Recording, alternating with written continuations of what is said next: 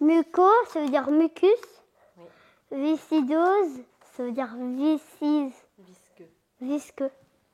Muco visqueux. Mucus visqueux. Voilà, exactement. Chaussures, s'il te plaît. Bonjour, bienvenue chez moi.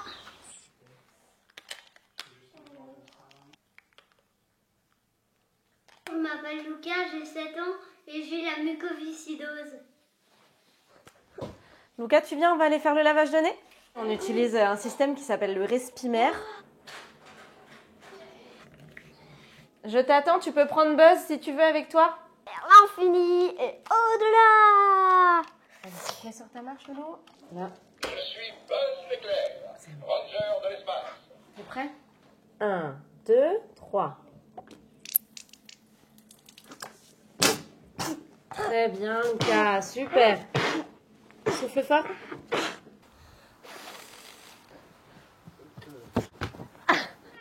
On joue pas au foot les mains dans les poches. Hein. Attends. But! C'est un petit garçon qui a besoin de bouger, de faire du sport, de courir. Il fait du karaté 2 fois par semaine, il fait beaucoup d'acrobranches. Enfin, on essaye aussi, nous, beaucoup de le stimuler à bouger, à se dépenser, de façon à ce que voilà, tout ça, ce soit en mouvement au niveau de la cage thoracique et que ce mucus se décolle. Mila, elle vérifie toujours que Lucas, il a bien pris ses gélules. Comment elle s'appelle la maladie de Lucas? Tu sais dire? La mucoviscidose. C'est un handicap invisible, c'est quelque chose qui ne se voit pas, mais c'est bien là, la mucoviscidose, elle est présente au quotidien. Il n'y a pas un jour sans y penser, sans faire attention à l'hygiène, au traitement, à la kiné respiratoire. Et ça, faut vraiment pas l'oublier, c'est que la mucoviscidose, elle est là H24, 365 jours par an. Forcément, c'est par les mains qu'on va transmettre tous les microbes, donc on est quand même assez vigilant sur le lavage des mains. Lucas, on va faire les inhalateurs avant de faire l'aérosol. Tu fais tout seul ou c'est moi qui fais? La ventoline, quand tu tousses beaucoup et que tu as surtout une tousse sèche, ça permet de dilater les bronches. 1, 2, 3, 4, 5, 6, 7, 8, 9, 10. Et une dernière fois. 1, 2, 3, 4, 5, 6, 7, 8, 9, 10. Voilà. Là, c'est la cité de l'espace avec une grande fusée. Et là, c'est maman qui a fait ça. Et elle m'a mis ici, à côté de Thomas Pesquet. Et il est déjà allé sur la Lune pour la première fois. Il va y aller. Ce sera mon métier d'être astronaute.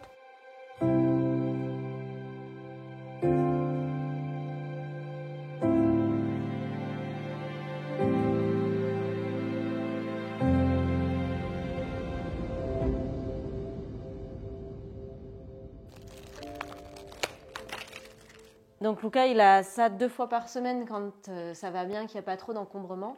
Quand il y a des encombrements vraiment très présents, on peut lui en faire tous les jours.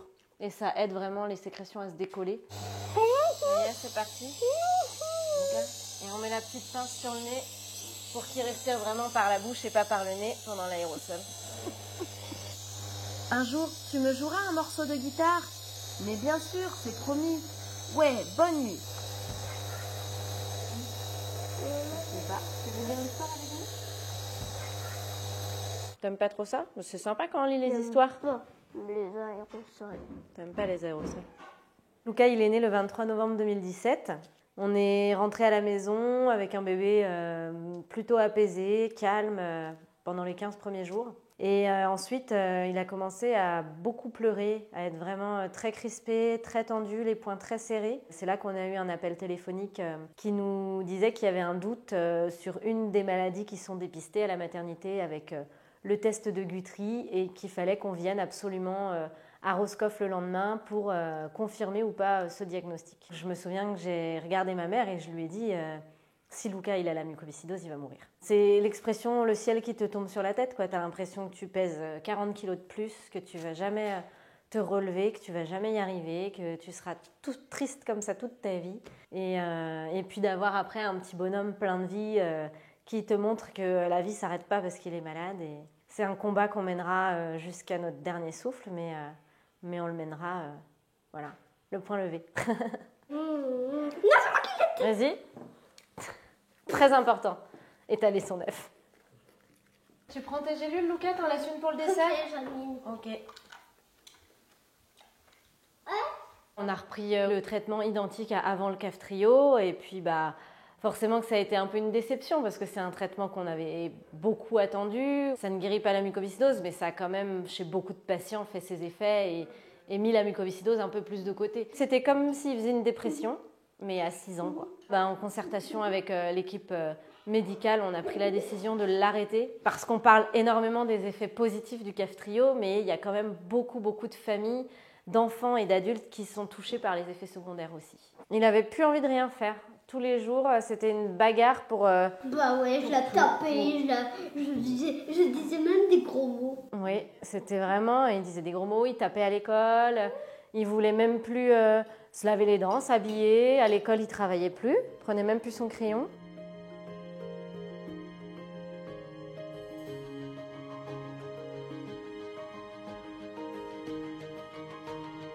Il faut vraiment prendre la mucoviscidose comme un réel combat à mener, mais avec plein de choses positives. C'est des enfants qui vont vous amener plein de bonheur. Je le dis à Lucas, la muco, on la mettra KO. On arrive à passer au-dessus de ça, même si parfois on a la voix qui tremble. Il faut avancer, il faut montrer à nos enfants qu'on y va. Et que la mucoviscidose ne nous empêche pas d'avoir une vie normale, ne nous empêche pas de profiter de la vie, de croquer la vie à pleines dents, quoi.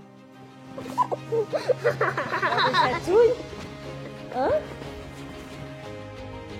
Mon plus grand espoir pour lui, c'est qu'il ait la vie la plus normale possible, qu'il puisse faire des études, avoir un métier et que la recherche continue d'avancer.